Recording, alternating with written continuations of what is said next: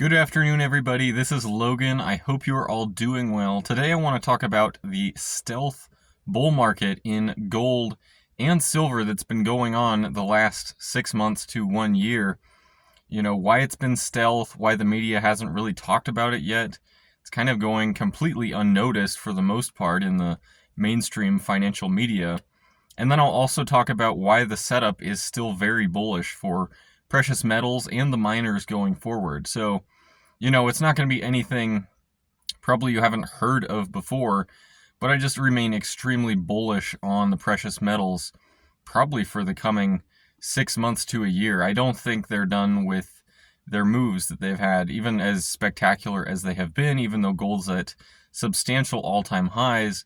I do expect that to continue for a while longer. So, why has it been so under the radar? There's probably a few reasons. I mean, first off, the rest of the stock market's done well in the last year.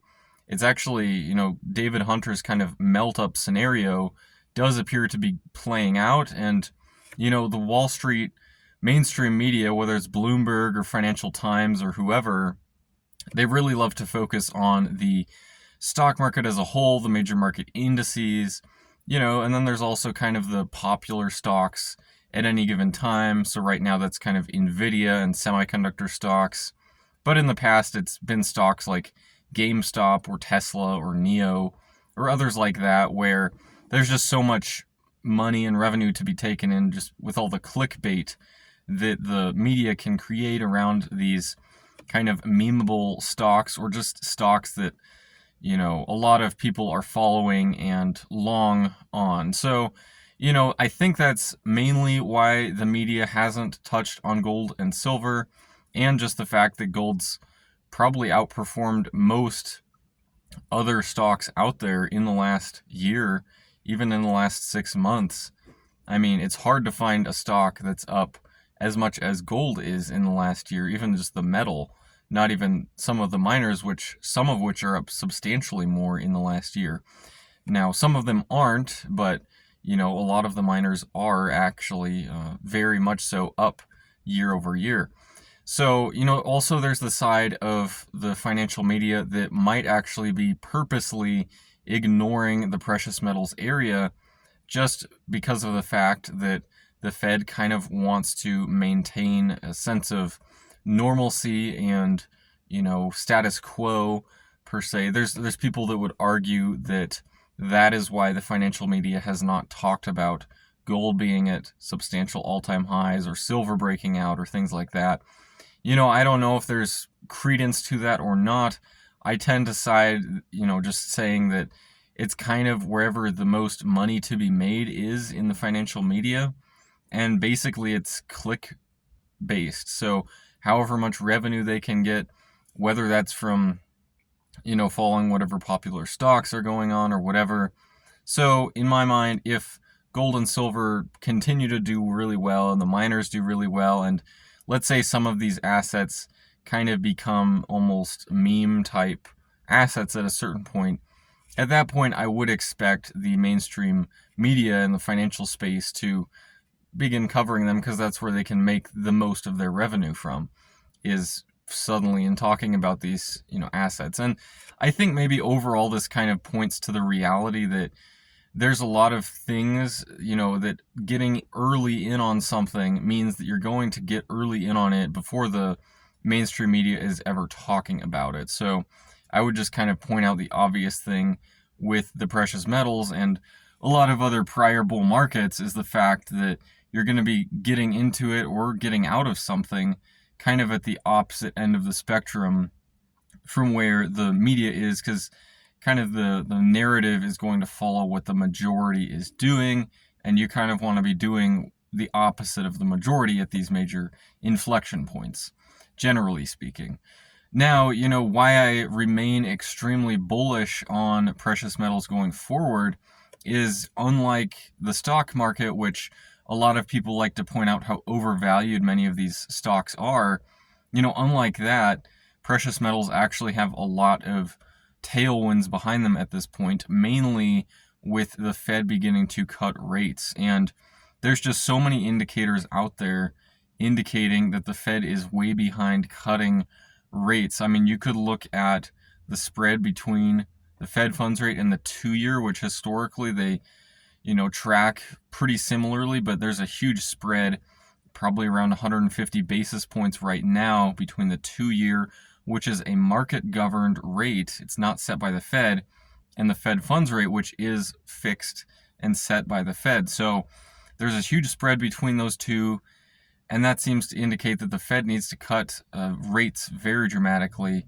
Not very dramatically, but I mean, more than what anybody is saying right now, at least in the mainstream media. I mean, if the Fed were actually tracking the 2-year, they would be cutting rates about 150 basis points. So that's a dramatic shift from where the Fed funds rate is right now. I think even though that doesn't really, dramatically impact for example, liquidity behind precious metals or things like that, I think just the narrative change that the Fed is now cutting interest rates, and probably in coming months they will cut multiple times. I don't think it'll be the case of, for example, a 50 basis point cut in September and then just leaving it there for a while. I actually think they'll be able to cut substantially going forward, not only because of worsening labor market kind of conditions, but I do think inflation is actually kind of a rearview mirror concern at this point. And I've been saying this for a while, and it hasn't been this obvious until recently. I mean, now we're seeing just oil and natural gas and other commodities, that go into CPI and PPI substantially, that contribute to that. We're seeing these commodities come down in price pretty dramatically. So that indicates a lot of weakening demand, not only because, even in the face of OPEC oil cuts and things like that, oil even continues to go lower. That indicates falling demand. So that indicates a weakening economy, but that also allows for the CPI and PPI and PCE that the Fed really looks at. It allows for these metrics to come in consistently lower from where perhaps people are expecting them to be. And that allows the Fed to kind of return to their dual mandate, and suddenly it's a different picture.